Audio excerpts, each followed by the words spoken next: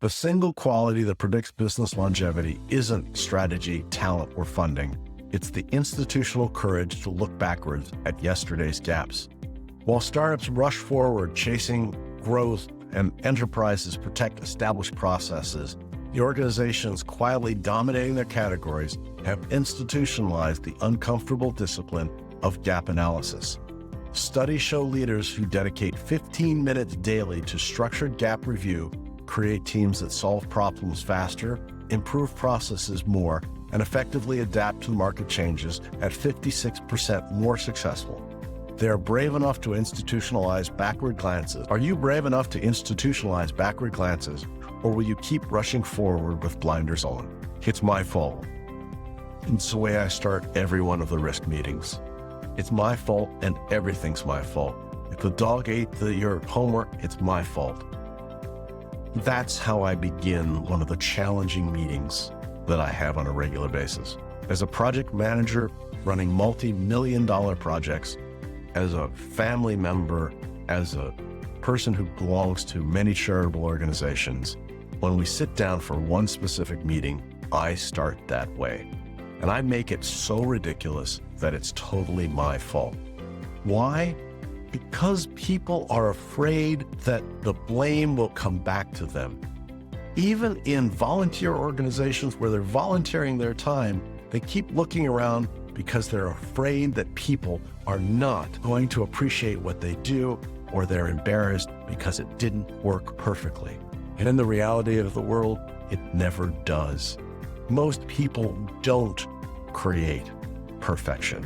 Most people can't create perfection.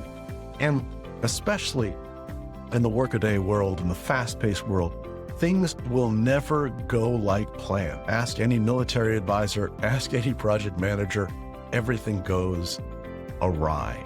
And as a project manager for years upon years before I started Venture Gain, I can tell you what we planned and what happened was two completely different things. And the magic wasn't in the planning. It was in what happens next. And even more important than that, the true genius of getting better was the meeting we had after to figure out what went wrong and why. And as soon as you remove the blame, as soon as you remove the negativity, as soon as you remove the finger pointing, everyone takes a deep breath, gets calm, and starts talking. Now, I'll tell you what happens is they start talking, they start getting some ideas, and then they feel uncomfortable because they feel like they should then take responsibility. And someone will, I will guarantee it. Within the first 5 to 10 minutes, someone will say, well, that was my fault. And I have to stop and say, no, we've agreed that everything is my fault. Everything is my fault. And they'll smile and they'll say, well, no, I should take some responsibility. Not in this meeting. You don't take responsibility in this meeting. This is all my fault. I learned this from one of the best salespersons I've ever done, Matt. He was a salesperson that literally could sell ice to the Eskimos. But he would come in and everyone would be tense around the meeting. And these were hundreds of millions of dollars worth of business. And he would come in with this jovial smile and this spectacular British accent. And he goes, now let me understand. Everything's my fault. It's all my fault. I am responsible for everything. And as soon as he did that, they would laugh. But they would come back, and as the meeting would go through, people would feel like they would need to do that. And then I'd stop them again. And it takes about 2 or 3 times for them to figure out that you really mean it. What's really funny is when it finally comes back and things like they break a pencil or the pen runs out of ink, and they blame me for that during the meeting too. That's perfect. That's exactly where you want to be. That's exactly what wants to happen, because the beauty of that is at this point, they're so comfortable, they're easily talking about the challenges of the area, and therefore they're like, oh, so much better. And at that point, you can start identifying what didn't work and how we can do it better. This is the most valuable thing you can do on any project. No one really wants to do it because, boy, the project's over. And let me tell you, I know. I've been on projects where there's literally millions of person hours been installed. And when you're done, the hard push at the end, the sleepless nights, you're done. You just want to lift the glass and be done and forget about it, but you shouldn't.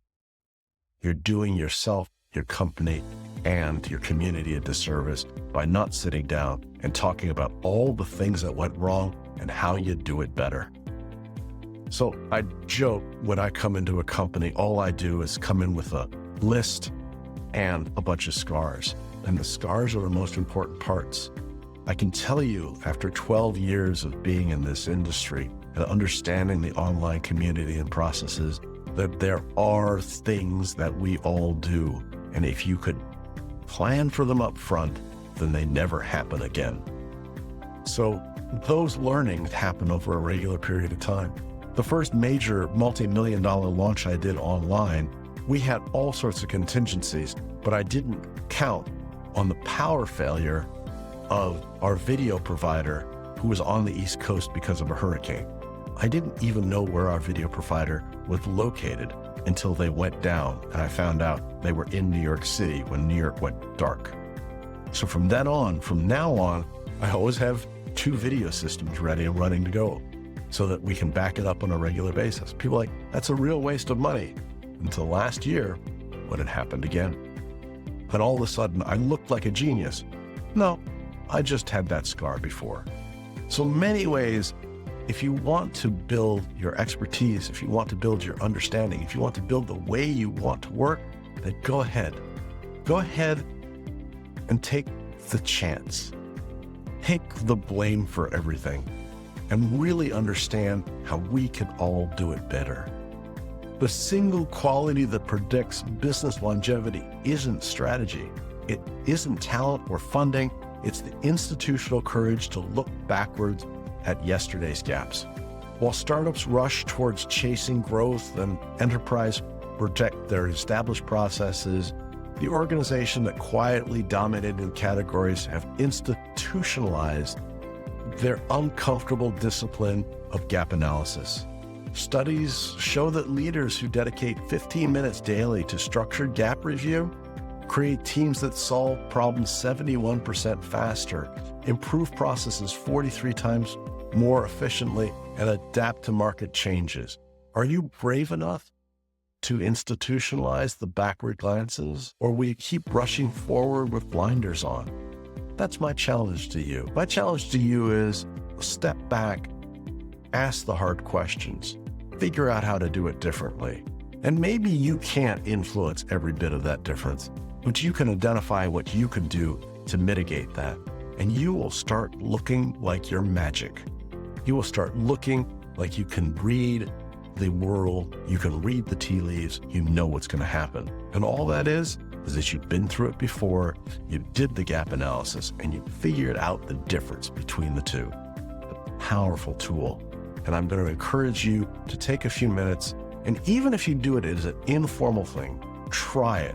Go with a group of colleagues that you trust and say, I'd like to talk about XYZ, and for the next hour and a half, it's all my fault. Just try it out. It's an amazing concept. It works really well. When you do that, tell me how it went. Put the comments in the feedback. I'd love to hear your ideas, your comments, ways that you do gap analysis. Let's continue the conversation. I look forward to talking to you soon. Thanks for tuning in to today's episode on the Strategy Session, where we take your business from stuck to unstoppable. Here's another video I think you'd enjoy. If you found these insights valuable, remember to hit the like button, subscribe to our channel, and ring the bell for notifications on our latest videos. Remember, you're not just marketing, you're making history with venture gained.